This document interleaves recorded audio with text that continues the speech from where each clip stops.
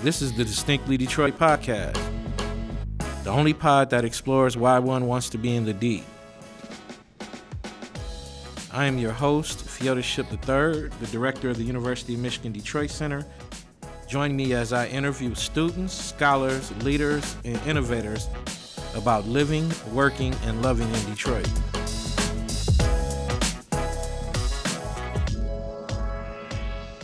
Good day, and welcome to the Distinctly Detroit podcast. The DDP is the only pod that explores what makes one want to be in the D. And today I will be interviewing the founder and chief executive officer of Dunamis Clean Energy Partners, LLC.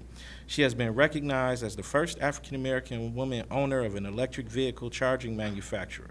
Prior to forming Dunamis, she served as co-founder, vice president, and general counsel of J. King Solar Technologies, LLC.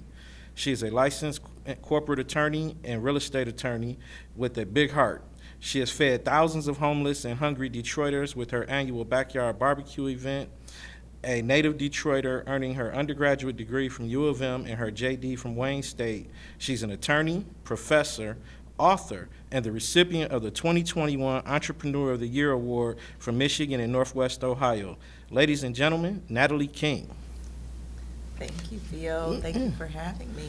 Thank you. Now, is it still Natalie King, or did you change your name? I understand you got married recently. I did. It is now Natalie Shoemake. Shoemake? Yes. Okay, yes. Cool. So just professionally, I'm still going by King because it's just too many handles to change. Too many handles, I understand. Right now, but going to the yes. Secretary of State with all those records is a hassle. My wife told me all about it. Indeed. So what is it like to find love again at this stage of your life? It's wonderful. You know, me and my husband, we've been together for some time, but decided to, you know, for our family and really for our relationship and before God, just to make it official.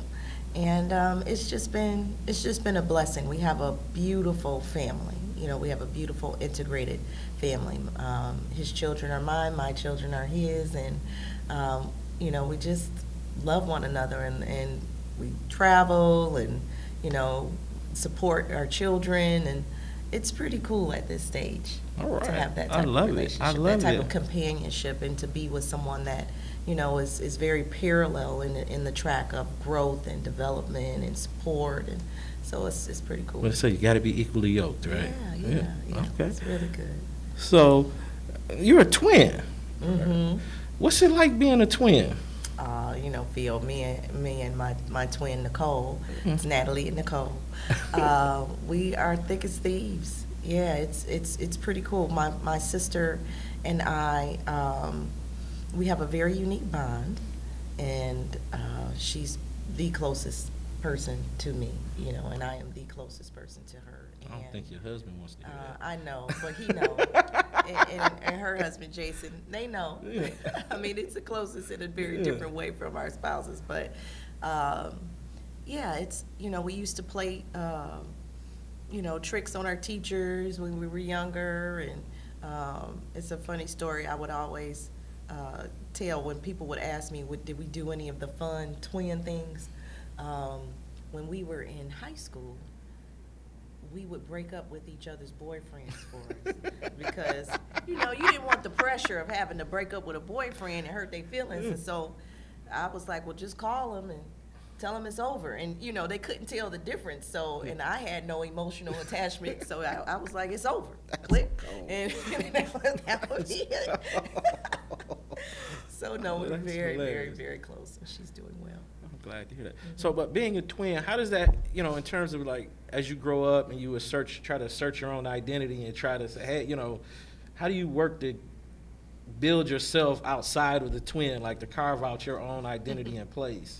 Well, I think that we embraced being twins and as close as we were. So there was never really a challenge in having to carve out our own identities because we always had it. It was never like a struggle of, oh, well, I got to do this because Natalie's doing that, or I got to, you know, step out and shine because Nicole is doing this. It was such a natural support of one another. Like if she's shining, I'm shining. If I'm shining, she's shining. You can't get a bigger cheerleader from one another as it relates to our relationships. So no sibling rivalry. It was no rivalry, and there was and we've always had very distinct personalities, even being as close as we are and as alike as we are. We've always been very different. I don't know if you remember, like when we were in Bridge, but Cole was kind of more the quiet, laid back one. I was more outgoing, and we just kind of developed into who we are as people. So, but there is one thing though that we have to be very, very distinct about, and that's our clothes. We are not into the twinning thing anymore. I remember I was going to an awards gala with her, and for her nonprofit, and she picked me up, and we have this weird twin thing where we will wear very similar or the same clothes without knowing. When we're going somewhere. Oh, wow. And so she picked me up. When I say I had on an almost identical outfit to her for this gala, and I was like, turn the car around. Gotta change. I'm going to change because we're going all night. They're gonna be like, oh, y'all so cute. Y'all dressed alike on purpose. So that we are very, very distinct to you. Yeah. Okay, that's cool. Mm-hmm. So what was it like growing up in Detroit for you? It was great. Detroit was great. We grew up 2 blocks off of 8 Mile, right off of Evergreen, and it was just community then. We were on the northwest side of Detroit, and so it was that community that people talk about now. Where you could go over to your neighbor's house and it would be safe, and everybody knew one another, on the blocks. And we played together, and we stayed out and we rode our bikes together, and the parents knew one another and would look out for one another or babysit, or so it was really cool. It was a great experience. Where'd you go to school? I went to McKinney Elementary, which was not too far from Henry Ford High School. And then after elementary school, we went to parochial school. So we went to St. Scholastica, then went to Bishop Borges, and then University of Michigan. One of those protected kids. Okay. Yeah. Bishop Borges. Yes, indeed. Yes, I remember that. Mm-hmm. So, what does, and forgive me if I'm saying the name wrong, what does Dunamis Clean Energy Partners do? You're saying it exactly correct, Okay. which is good. Dunamis Clean Energy Partners is an energy efficiency firm, and we focus on energy efficiency solutions for what we call CNI, or commercial and industrial customers. So we started off the company with energy auditing. So we go in and look at a building like this and say, okay, this is how you reduce your energy consumption and reduce your energy costs. You do LED lighting, you do high efficiency HVAC. We do things to upgrade the building envelope, which is, how can we reduce air leakage or things of that nature, or water conservation through new windows or insulation or things of that nature, just to make the building more efficient. And so I had started a company, J. King Solar, initially with my then husband, Jimmy King, who went to UM with us. Yeah, you didn't know where the King came from? I All these did years not know ago. that at all. Yeah, Wow. yeah. So, Jimmy and I were college sweethearts and got married, and all of Michigan that. is way too big. Did not Is- know that at yes, all. indeed. And That's so, my man too, Jimmy. Yeah, and so we started a solar company together, J. King Solar, and that's Okay. how I got into the green energy space. Okay. But, after our marriage ended, I still wanted to be in the energy efficiency space. I built a lot of networks and relationships in that area, and just developed a passion for it. And so, with the energy auditing that we were providing at Dunamis, we then began to kind of vertically integrate into more energy management. And in 2015, I started the company in 2012. In 2015, we did a vertical integration into LED lighting manufacturing. So that's how I got into the product side, in addition to the service side. So, and that's a very unique story in itself, as how I started a manufacturing company. And so, and then from there, just continued the vertical integration model, and decided in 2018 that I was going to do electric vehicle charging manufacturing.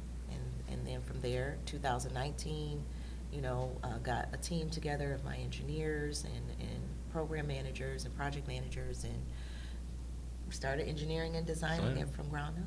Yeah, and so now we have a building. We have our assembly plant. We just closed on our assembly plant over on East Grand Boulevard near the old Packard plant. And, Okay. yeah, we're going into production in first quarter of 2022. Oh, that is really awesome. Yeah, thank you. So I'm just curious, some of the, in the research we were looking through, we kept seeing this thing about you were inspired by a nap. Yes, I was inspired by it now. So tell me about that. So I'm a very spiritual person, and God is like a center for me in everything that I do in my relationship with Him. And so I was at church, and when you go to church, you come home and you take a nap. It's kind of a part of the ritual thing for me. And it's I always say it's the church, after church naps are the best naps. It's good sleep. So I'm laying on my couch, and I woke up from the nap, and there was what I felt to be a very audible voice, and was like, "You're going to do electric vehicle charging manufacturing next." And I said, "Okay." I mean, it was so clear to me. It was, and I was aware, being in the energy industry, I was aware that, this is something that was kind of percolating, with respect to EV, electric vehicles coming on the scene, but it wasn't something that was, where I can say, oh, I just had this brilliant, forward-thinking idea. I knew that it was coming. I was aware of it, but the thought of me actually creating a manufacturing plant where I would build it from the ground up, that came from a spirit that was within me. And that was it, from a nap.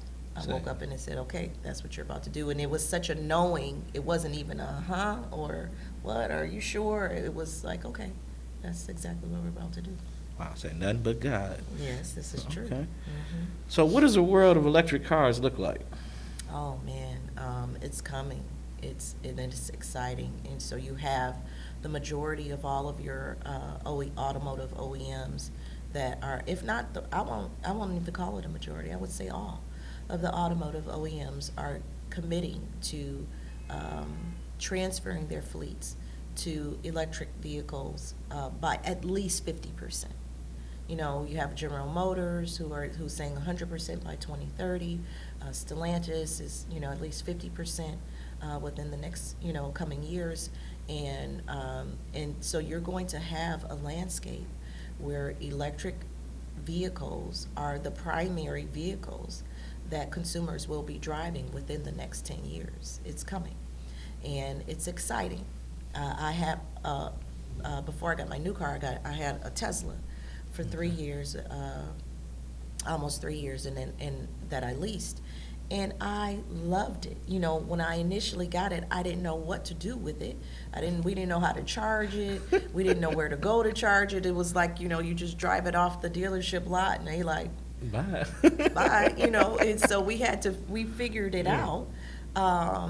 And it was challenging initially, but once we got our level 2 chargers in, and it was wonderful. You don't have to ever stop at a gas station. You don't have to go in the cold or in the in the rain and pump your car, pump the gas in your car. You just drive it home, go into the garage, plug it in when you get up in the morning. You're ready to go. In addition to the low maintenance, the way that it drives is really smooth, and it was pretty cool. Okay. So what's the process like getting a charger installed? Like for a regular person, like I think I just bought a hybrid myself, and I'm loving it. And all my friends are like crazy because it's so quiet.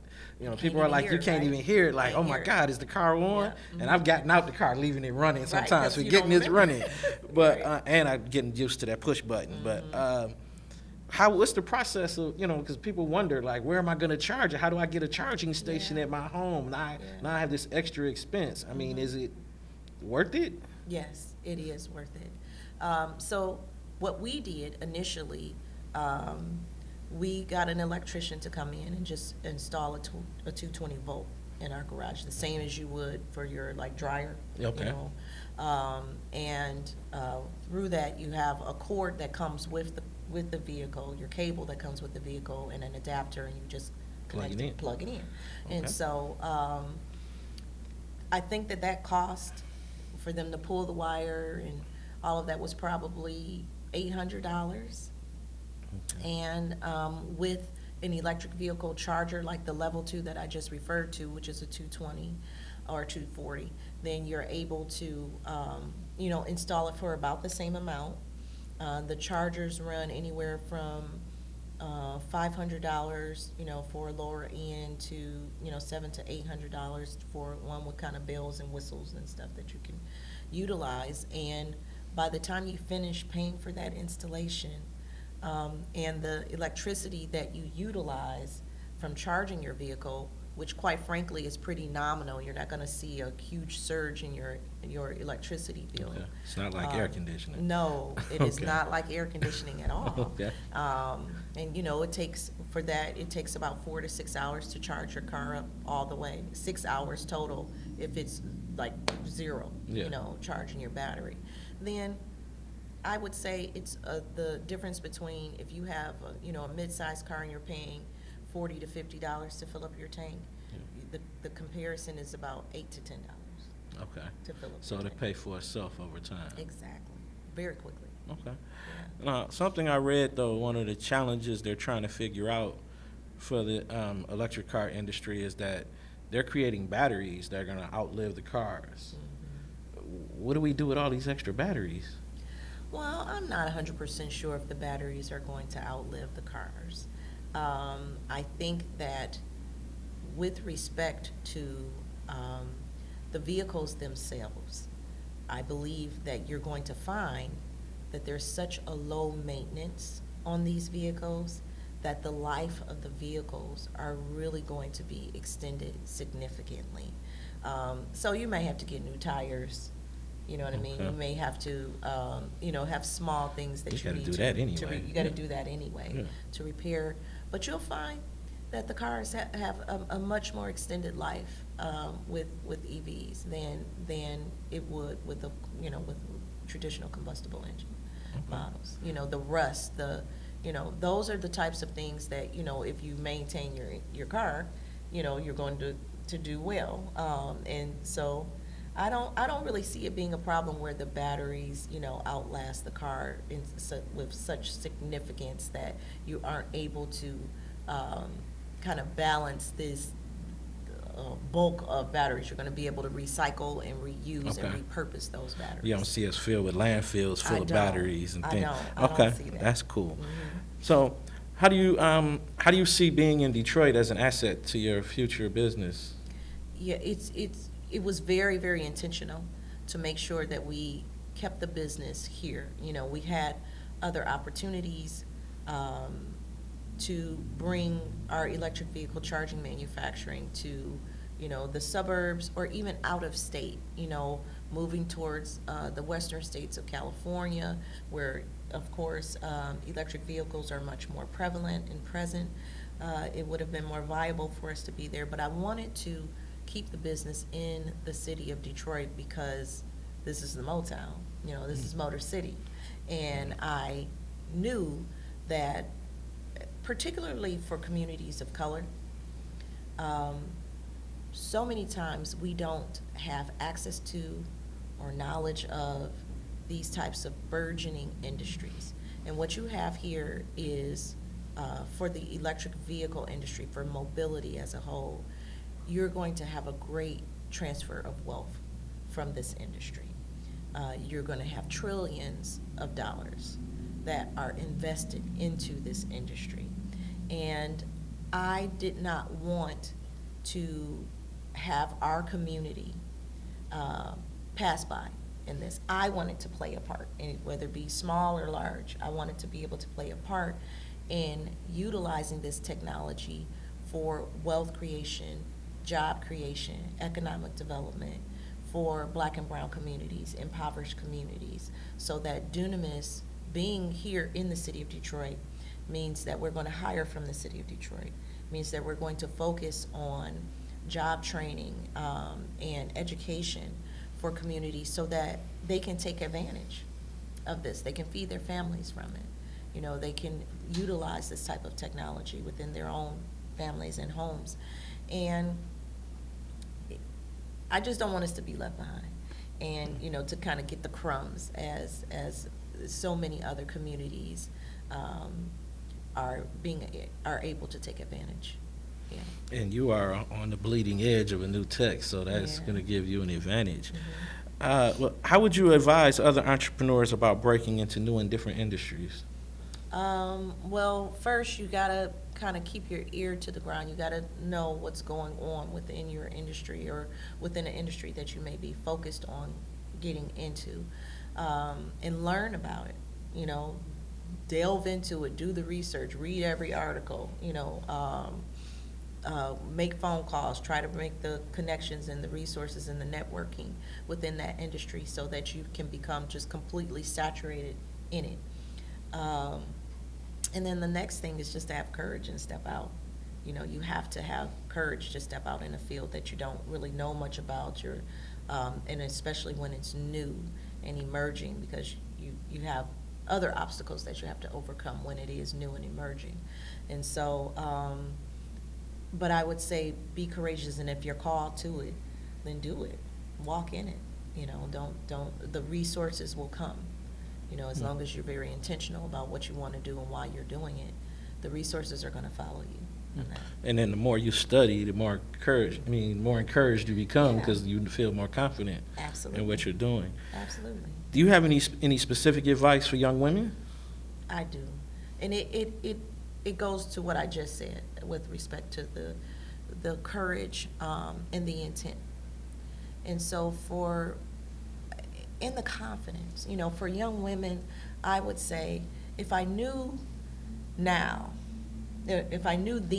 what I know now, like when I was my daughter's age, and she's a senior at U of M right now. Go Blue, baby. Go Blue, amazing Blue all day. If I had the confidence then, and if I had the understanding of the importance of creating practices that would feed me, being intentional, saying affirmations, taking care of my body, putting myself first, knowing that whatever is in me is that driving force, not letting outside influences determine what I'm going to do or who I'm going to be or whether anybody likes me or whether, people perceive me in a certain way. If I knew how unimportant those things were versus me understanding that power that was within me, oh my God, I would be light years ahead. But I thank God for the lessons learned as I grew and matured. But I would say tap into that now. Tap into that power that's in you, because it's there. It's for certain there. Tap into it. Get to know it now and put yourself first. And all things will kind of begin to fall in place around you when you're able to do that. Okay. Well, that is funny. It's almost like I didn't even share the questions with you, but how do you practice self-care? I'm still growing in that myself. But yoga is one way that I practice self-care. I love yoga. Breathing techniques is another way that I practice self-care. And so breath work is very important, it's your life force. I try to eat well. Pilates is another way of self-care that I need to do more of, but I love Pilates, just kind of the movement of the body and the breath work combined. And taking time to rest when your body says rest is so important, because we live in a culture, it's that get it culture. You got to get it. You got to be on the grind. You got to have your hustle going on. You have to, just. The bag is for the taking. Exactly. Yeah. Get your bag. However, there are times when you really, really have to slow down. And if your body is tired, but you have this pulling you or that pulling, and a lot of times we create the pull. Even more so than saying, well, this is pulling me and I got to do this. We're creating that for ourselves, those expectations for ourselves, versus being intentional about ourselves. And so self-care for me is knowing when to rest and knowing when to say no and knowing when to say, I'm not going to take that meeting right now. Yeah. I need some me time. That's a hard one for a Yeah. lot of people to Yeah. learn, when to say no. Yeah, but you have to trust. And when you get to that point, when you can say, no, I'm going to carve out these next 4 hours for me. Nobody call me. I'm not taking any meetings. I'm not going anywhere. That's when you trust yourself enough to know, and you trust the universe enough to know it'll be there. You'll be all right. You know, nobody's going to die within the next 4 hours. Just take some time. And if they die, Then they were supposed to. That's it. say, I'm not bringing them back. Right. But, so we talked a little about caring for yourself. In terms of, you seem to do a lot to care for others. Can you tell me about this backyard barbecue that you hosted? Oh, yes. We did the backyard barbecue from 2012 to 2017, so 6 years. Okay. It was a wonderful event. We haven't had it in a few years. It just, with, you know, priorities and changing things around with respect to our philanthropic focus, we began doing a lot more work over on the continent in Africa. Okay. But it is something that we, and when I say we, I mean me and my husband, is something that we've done together for the last several years. We do plan to bring it back to the city. The backyard barbecue for the homeless was a phenomenal event. We would feed like 5,000 people each year. We have a huge event where we would roll out a red carpet, and the homeless individuals within that community, and just hungry individuals that needed some help, would come down. We would roll out the red carpet. We would have pots of paparazzi, so we have photographers. We have a live band and a live DJ, and we celebrated them. And so it was really like a red carpet affair, and we had chefs and cooks that would come in, and Forgotten Harvest every year would just bring us tons and tons of food that we would prepare and groceries that we would give away to that community. And so we wanted it to be very holistic. So like we said, a part of that self-care, we would make sure that we had community service organizations there that would be providing services that population would need. So whether it be mental health, transitional housing, counseling services, job placement services, DESC would be there, universities would be there, banks would be there to teach financial literacy. All of, we would just get all of these community partners to come in each year. Phenomenal.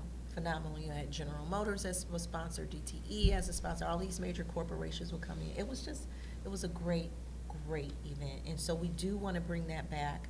We do plan to bring that back. We formed a nonprofit called Doing the Work Foundation through my company, Dunamis.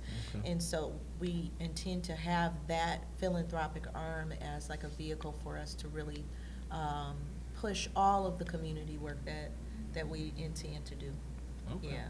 That's awesome. Yeah, you got to Yeah. bring that back. That sounds like Absolutely. I It like was the wonderful. paparazzi concept. Oh yeah, it was pretty Yeah. cool. They would come in, we'd be clapping for them and cheering for them. It was really good. We need more events like that. Yeah. Yeah. Okay. So we're gonna switch it up just a little bit now. We're gonna moving into what we call our lightning round. Mm-hmm.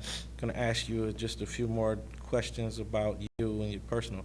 What are you reading right now? I am not reading anything but articles right now. I'm not Okay. reading a book at the moment.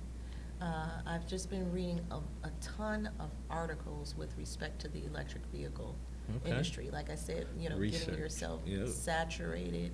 But the last book that I read was a book about intentions. The author is Kimberly Stavel, and she's a phenomenal like counselor and a healer, and it's a book that helps you to identify when you have an expectation versus an intention. Okay. And I'll have to get the title of this book because it's just so profound in how it helps you take away things that you expect to happen, because it kind of takes away your power, because when you have an expectation of something, it depends on something outside of you in order for it to come to fruition. When you have an intention, you set that yourself and you focus on that to manifest that into your life. So yeah, she's a phenomenal author, and that's the last book that I read. That's an interesting Mhm. concept. Expectation versus intention. Indeed. Yeah, because one gives you power and one Mhm. takes it away. That's Mhm. fascinating. What are you listening to? Music-wise, Pods, music, whatever? I am listening to a lot of like jazz music. Okay. I'm listening to um, lots of like Christian podcasts. So I listen to T.D. Jakes. I listen to Michael Todd,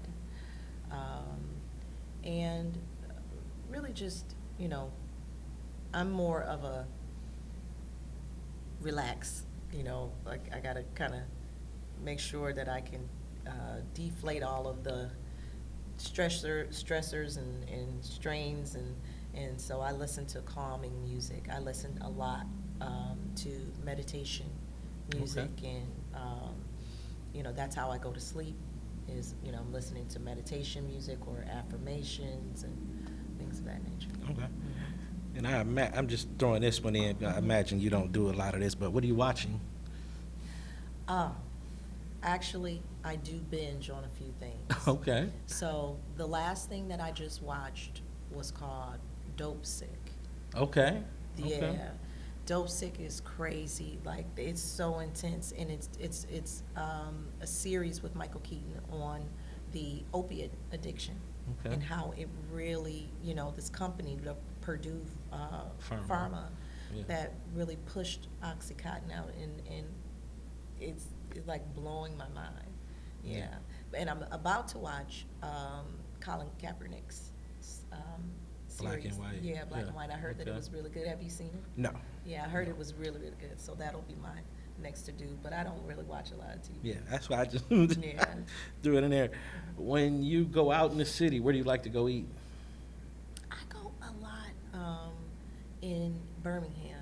So Can't talk about yeah, Birmingham. we can't talk about Birmingham now because we're in the D. But so in the D, where do I go? We go like to Central Kitchen, supporting Dennis Archer Okay. Jr.'s restaurant. We go to Park. We go to Joe Muir's, Okay. places like Places. that. Yeah. Okay. When you socialize, where do you socialize in the city? I don't socialize a lot, unfortunately. I don't know. Phil. Entrepreneur, big. I know, Yeah, get it. I don't really socialize a lot. I did yesterday. I did attend a wonderful gala for Thaw. Dunamis sponsored a table there for Thaw, which is the heating and warm fund. And, Yeah. But I don't really.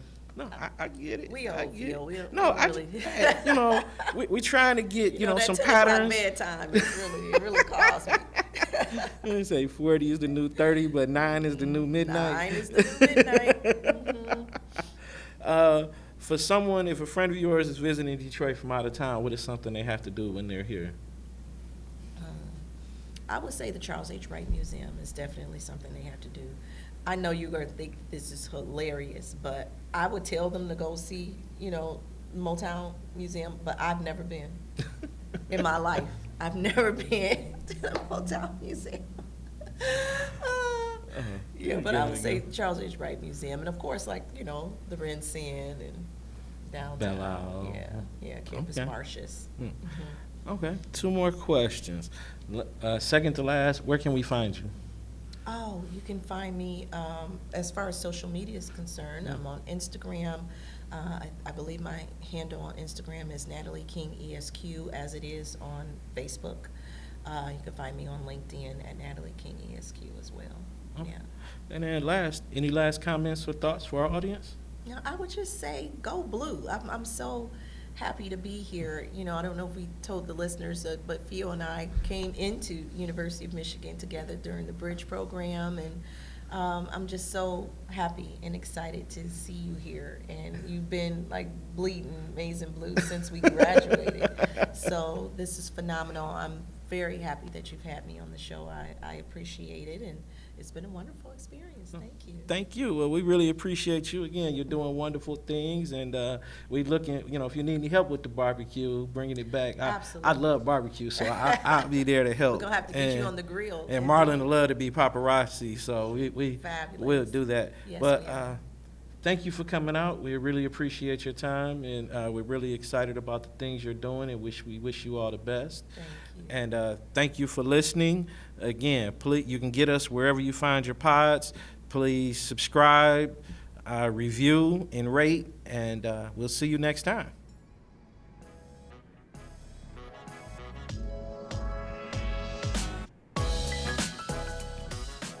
Thank you for listening to the DDP. This is a production of the University of Michigan Detroit Center. You can find us anywhere you get your pods. Please rate, review, and subscribe. This podcast is directed and produced by Marlon Franklin, edited by Mackenzie Hewitt, writing contributions by James Neely and Florence Alexander.